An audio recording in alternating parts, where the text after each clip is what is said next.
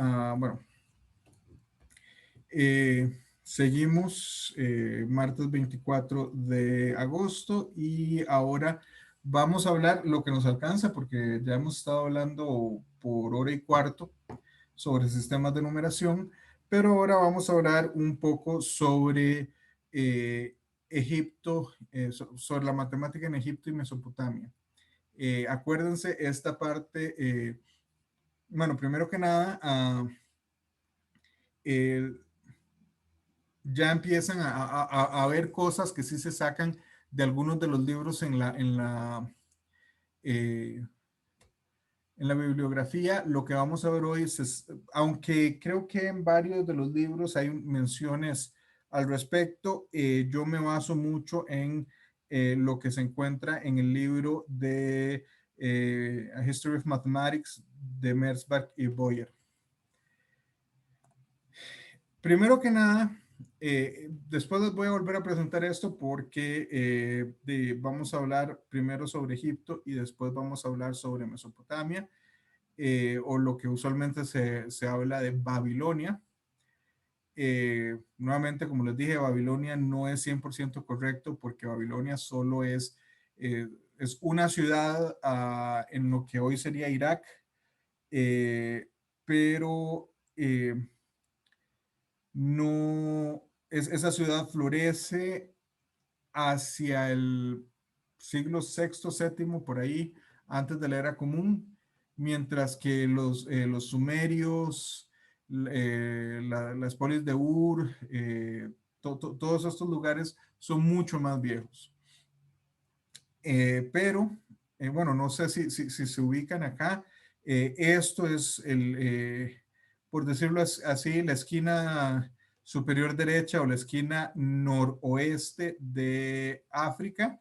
Esto que tenemos acá es la península arábica, el Golfo Pérsico. Esto Anatolia es como se le llamaba en aquel tiempo, pero esto es Turquía esencialmente. Este es el Bósforo. Bueno, esto sigue siendo, hoy por hoy es parte de Turquía, pero aquí ya vienen los Balcanes y para acá sigue Europa. Este es Mar Negro, Mar Caspio, estos lugares, Irán, Irak, por aquí estamos ubicados.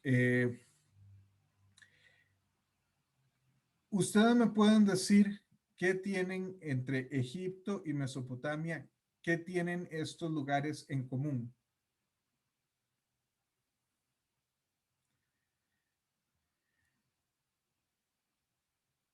Bueno, una de las cosas que tienen en común es que tienen acceso a agua fresca. O sea, uno puede imaginarse que una población pequeña, un asentamiento pequeño puede subsistir en fuentes de agua relativamente pequeñas. Pero en el momento en el que ya estamos hablando de asentamiento, un asentamiento pequeño, dicho sea de paso, podemos estar hablando, eso tiene que ver con una cosa que se llama el número de Dunbar para los seres humanos, pero un asentamiento pequeño usualmente es un asentamiento de menos de 150, 160 personas, por ahí.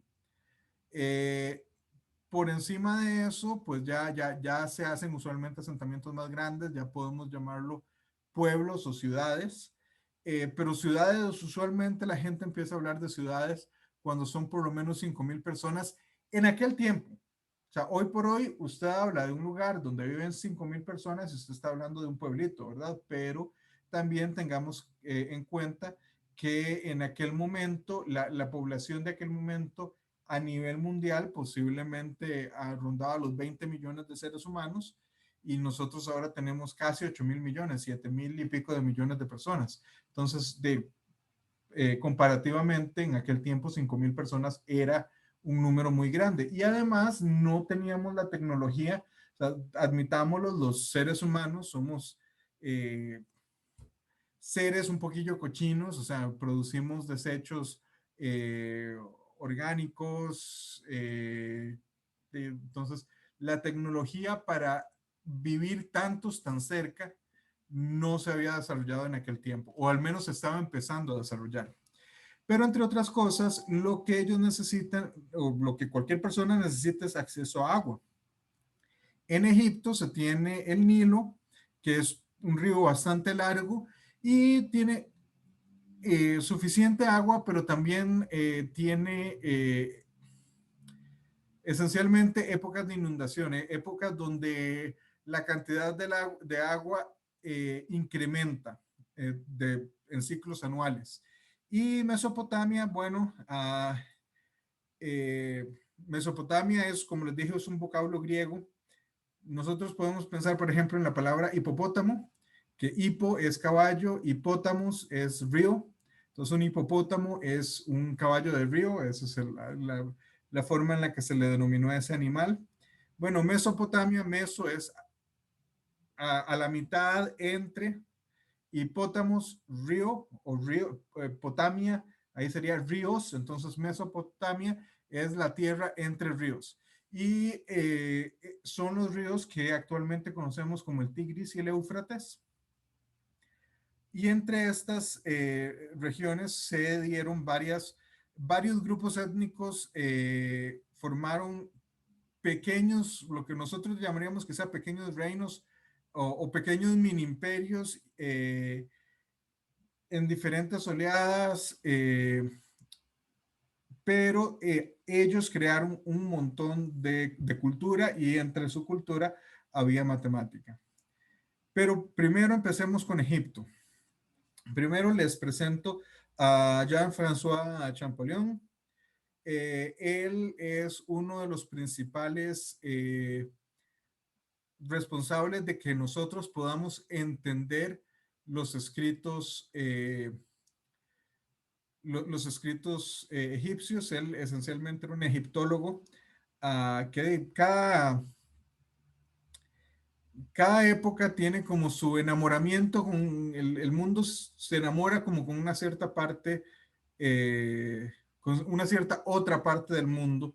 Entonces, por ejemplo, qué sé yo, nosotros vemos en el último par de décadas que ha crecido mucho el interés en, en lo que en algún momento pudo haberse denominado el Lejano Oriente o el este asiático, especialmente Corea, Japón y China hasta cierto punto, al punto de que nosotros tenemos el K-pop y el J-pop y esta, no sé, curiosidad cultural por esta región en particular. Bueno, a finales del siglo XVIII, principios del siglo XIX, con lo que todo el mundo estaba encantado era con Japón, perdón, con Egipto. Pero había un problema importante. Egipto eh, dejó de escribir jeroglíficos en algún momento. Bueno, de hecho nosotros sabemos más o menos bien qué sucedió. O sea, por muchísimo tiempo se escribió en jeroglíficos, pero después Alejandro Magno, el gran conquistador histórico, general, usualmente la gente dice que él es un general griego, pero él en realidad no era étnicamente griego, era helenizado, pero era ay, ¿cómo es que se llama el lugar este? Bueno, después lo vamos a ver porque vamos a hablar de Alejandro Magno, pero él conquista una gran parte conquista Egipto, conquista esencialmente todo hasta llegar hasta la India. Y a su muerte, uno de sus generales asume el mando del imperio egipcio. ¿Y qué sucede? Pues ellos son griegos, entonces Ptolomeo es este general. Ellos establecen la dinastía ptolomeica de faraones. Esencialmente ellos dicen, bueno, Egipto tiene una estructura política muy bien montada. Nosotros nos vamos a montar sobre ella y simple y sencillamente nos deshacemos del faraón del momento y nos instalamos nosotros como faraones y por de casi, ¿qué son eso? 400, 500 años más o menos, entre, entre Alejandro Magno y Augusto. Eh, en ese tiempo ellos fueron la, uh, la última dinastía egipcia o la dinastía ptolemaica, pero ellos eran étnica y culturalmente griegos. Entonces, ¿qué sucede? De lo, usualmente la cultura dominante es la cultura que establece la lengua franca y es usualmente la cultura que las leyes, el comercio, casi todo se hace en ese idioma. O sea, por ejemplo, ahora si usted sale del país, lo más fácil es hablar inglés porque usted va casi a cualquier lugar del mundo y encuentra a alguien que hable inglés, mientras que español posiblemente, depende de dónde esté, no sea tan sencillo. Bueno, lo mismo pasó en Egipto. Las élites dominantes empiezan a hablar y a escribir y a mantener récords principalmente en griego.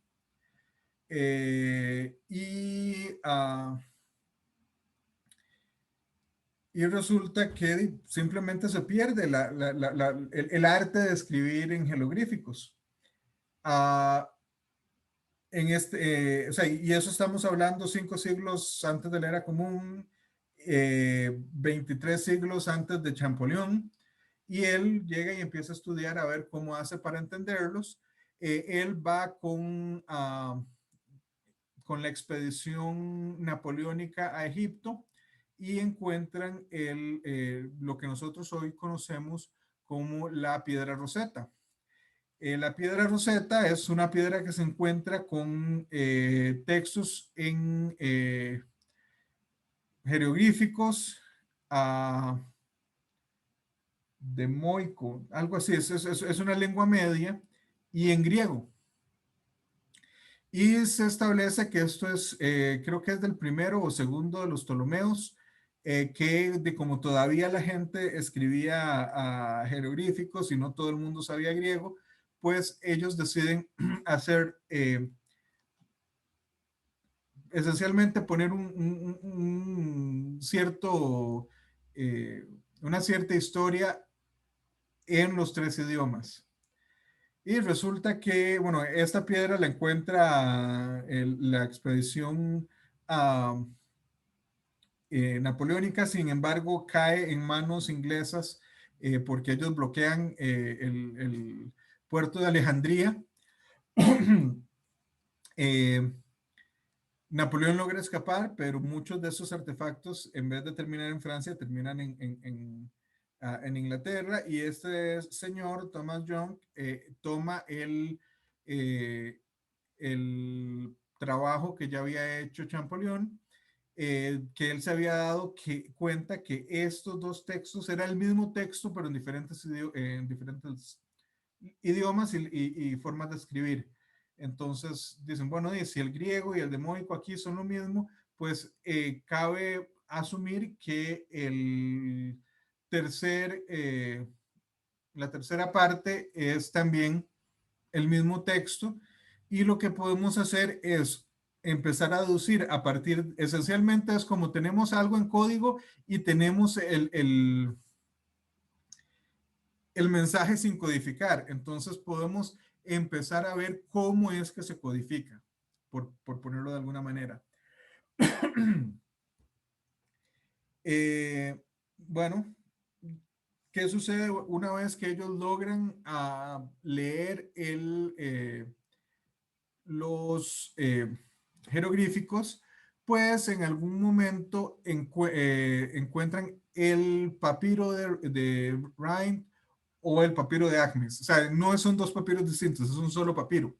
El asunto es que es un pliego de papiro de más o menos 30 centímetros de alto por 6 metros de largo, que un anticuario a final del siglo XIX, 1800 algo, 1880, 1890 por ahí. El tipo se va él era un anticuario, una persona que vende antigüedades, entonces él se va a Egipto a ver si consigue cosas que vender. Él era escocés, las cosas que vender, me imagino que en Edimburgo, no sé si de cuál ciudad era él. Y encuentra este papiro, lo compra, y también él era un egiptólogo aficionado y empieza a tratar de leerlo y se da cuenta que el papiro esencialmente es un libro de texto en egipcio.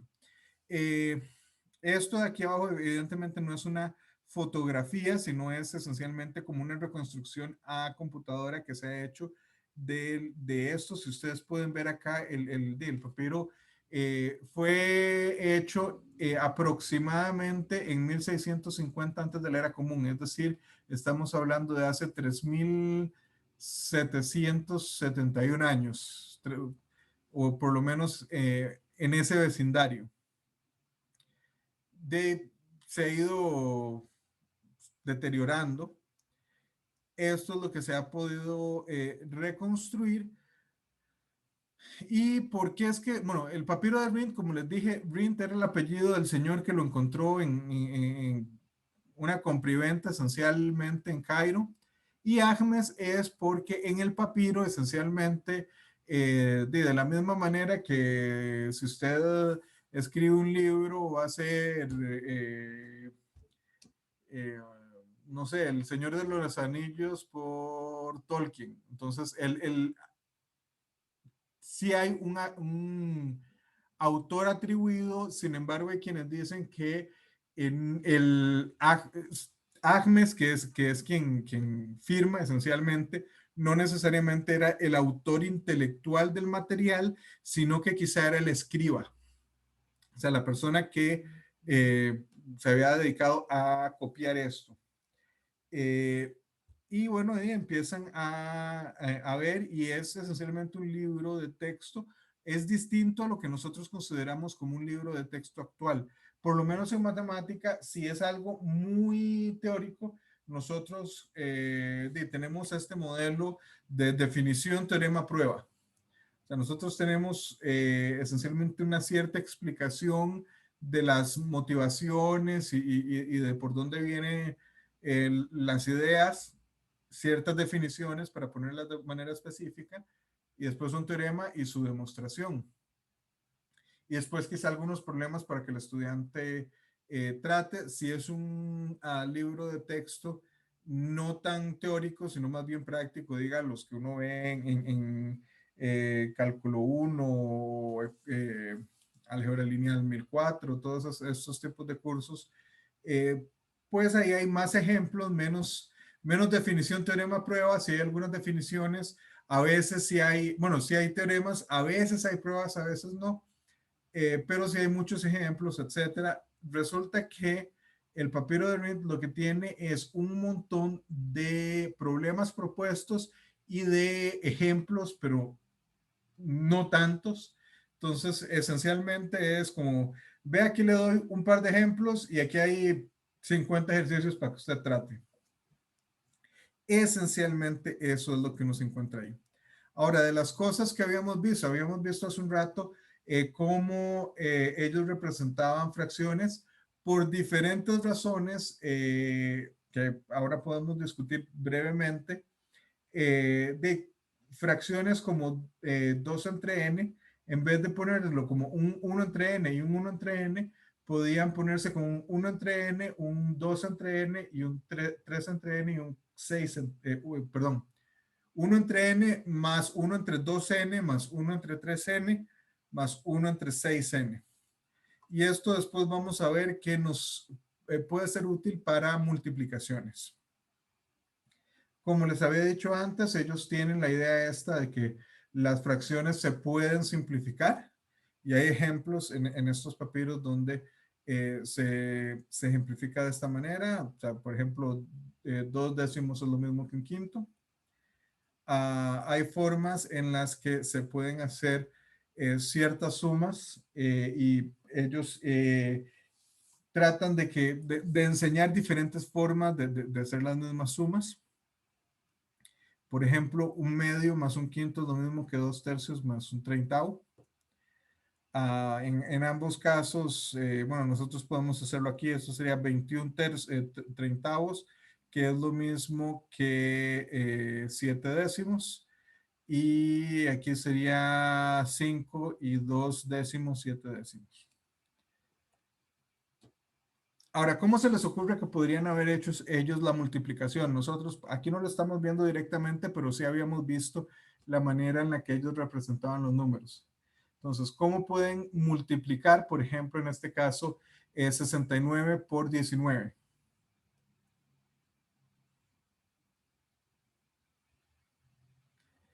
A veces es como complicadillo. La forma en la que lo hacen es una duplicación sucesiva del número más grande. 69, pues 69 lo duplicamos a 138, lo duplicamos es 276, así hasta que llegamos a 1104. ¿Y por qué 1104? Porque esto es una vez 69, dos veces, cuatro veces, 8 veces, 16 veces. La siguiente sería 32 veces, que 32 ya es más que 19, entonces no nos interesa. Y lo que ellos hacen es que, bueno, usted puede ver que 19 es 16 más 2 más 1. Esencialmente lo que usted está haciendo es representar 19 en forma binaria y como habíamos tenido al menos así lo podemos contextualizar nosotros actualmente. Eso no quiere decir que ellos realmente lo hubiesen conceptualizado de esta manera, simple y sencillamente la matemática para ellos era una ciencia mucho más empírica. Y lo que hacen es, bueno, ¿qué es 69 por 19? Como 19 es 16 por más 2 más 1, pues tomamos 69 por 16, que es 1104, 69 por 2, que es 138, y 69 por 1, que es 69. Lo sumamos y nos da 1311. Cosa curiosa, ocasionalmente, si ustedes se acuerdan, la forma en la que se representaban los números egipcios, pues, aunque era un sistema unario, tenía un cierto sabor a base 10. Pues esencialmente lo que ellos están haciendo es esto. ¿Por qué? Digamos 69. 69 sería 6 pancitas y 9 palitos. Si multiplicamos eso por 10, de las 6 pancitas pasan a ser 6 rabos de chancho y los 9 palitos pasan a ser 6 pancitas. Y aquí evidentemente estoy usando los nombres que les doy a los símbolos estos porque o sea, la flor de loto es claro lo que es, pero no todos es claro lo que es. Entonces, vean lo que hicieron, o sea, se puede hacer la misma duplicación sucesiva, pero en vez de hacer 16 más el resto, hacen 10 más el resto, o sea, 19, 10 más 8 más 1, y podemos hacer la misma cosa. 10 por 69 es 690, 69 por 8 es, aquí lo tenemos, 552, y 69 por 1 es 69, lo sumamos, obtenemos lo mismo. Había multiplicaciones de fracciones y justamente por eso es que a veces las fracciones era útil tener más de una manera de expresarlas. Tenían división, una Profe, cosa, perdón. es que le iba a preguntar en la filmina anterior, el primer, donde hace 69 por 19 con lo de la duplicación sucesiva. Es que no me quedó claro, no entendí ahí cómo fue o sea, no entendí por qué 1104 más 138 más el 69. Ok, acuérdese que aquí estamos haciendo duplicación sucesiva. Entonces, esto es 69 por 1. Duplicamos y es 69 por 2. Duplicamos y es 69 por 4, 69 por 8 y 69 por 16. Entonces, ¿qué es lo que ellos están haciendo? Ellos lo que dicen es 19, que es el otro factor en la multiplicación,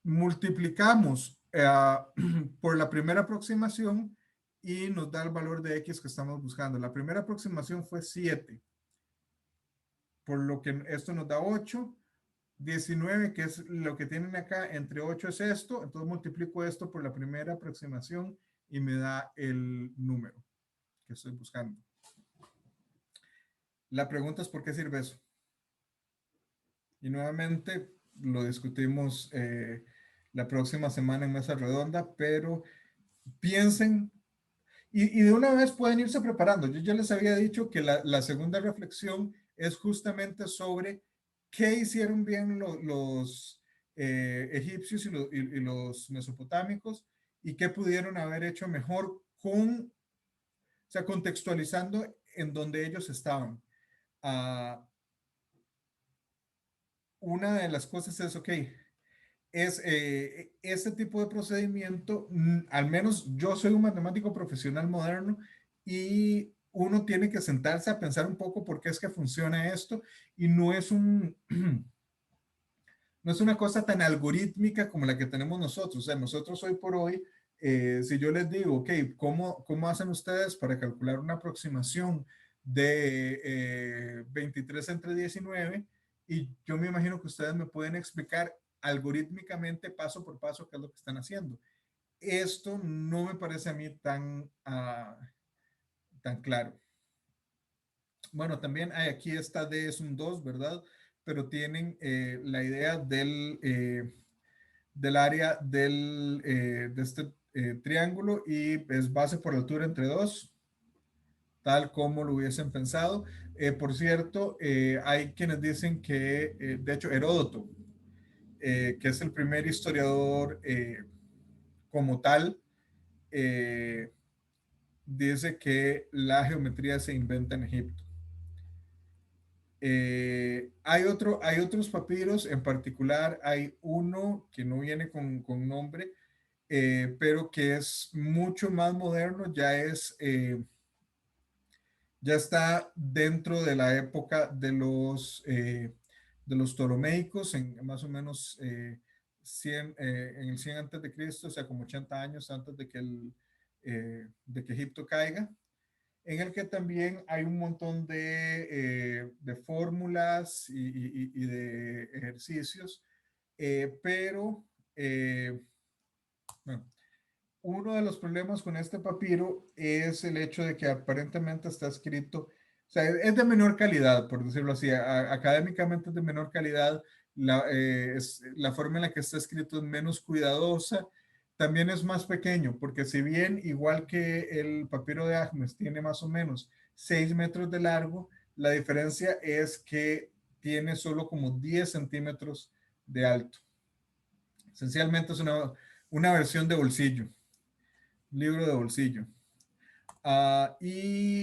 Otra cosa, uno de los problemas que vemos en el papiro de Agnes es, toman un círculo de diámetro 9 y dice que esencialmente él enuncia que eso es lo mismo que el área de un cuadrado de lado 8. Una de las cosas es que eso nos da una aproximación de pi original de 3 más un sexto. Usualmente la más clásica de las aproximaciones es 3 más un séptimo, que es la primera de las fracciones, de cuando uno hace la fracción continuada de pi, es la primera de esas fracciones, que esencialmente es la mejor aproximación hasta que uno llega a, creo que como a 21 de denominador. Bueno, 3 más un séptimo y 3 más un sexto no están tan lejos uno del otro, o sea, están a 1 sobre 42. Entonces, no es tan mala la aproximación de pi. Una de las cosas que tenemos que ver es, bueno, Agnes habla sobre el cálculo de la pendiente y el cálculo de la pendiente es tremendamente importante en la construcción de pirámides. Una de las cosas que uno puede ver es que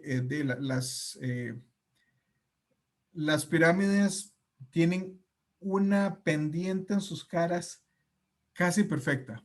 O sea, es difícil de saber cómo es que ellos con la tecnología de su época lograron hacer, y yo sé que hay muchas, no sé si alguno de ustedes se suscribirá a estas eh, eh, teorías que dice que fueron aliens. Yo honestamente no, yo creo que los seres humanos hemos demostrado a tener capacidad de hacer cosas interesantes, pero es increíble cómo esencialmente la tecnología, para nosotros, la tecnología para hacer un edificio tan grande, donde donde el cálculo de la pendiente sea tan consistente, no es perfecto, pero nada construido por el ser humano es 100% perfecto, ¿verdad? Siempre van a haber pequeñas imperfecciones, pero esencialmente no es hasta que tenemos tecnología a finales del siglo XIX que nosotros podemos reconstruir esa clase de precisión. O sea, nosotros en nuestro mundo moderno hemos podido hacer lo que ellos habían hecho hace 4.000, 5.000 años. Nosotros aprendimos a hacerlo hace 150 años. No es tan, no es tan moderno, por decirlo así. Bueno, una de las cosas es que lo que se usa es el cálculo de la cotangente. Lo que Agnes usa es una medida de cotangencia, pero curiosamente, a pesar de que usan la idea de la cotangente, no necesariamente se evidencia un conocimiento del teorema de Pitágoras, que eso es diferente con los mesopotámicos o con los babilonios. Bueno, quería ver también Mesopotamia, pero primero ya tengo la garganta un poco seca de haber estado hablando casi de manera ininterrumpida por 2 horas, y segundo, vean que me llevo casi 45 minutos la parte de Egipto, y no los voy a dejar aquí hasta las 4:05, una cosa así. Entonces, voy a dejarlo aquí por hoy, y podemos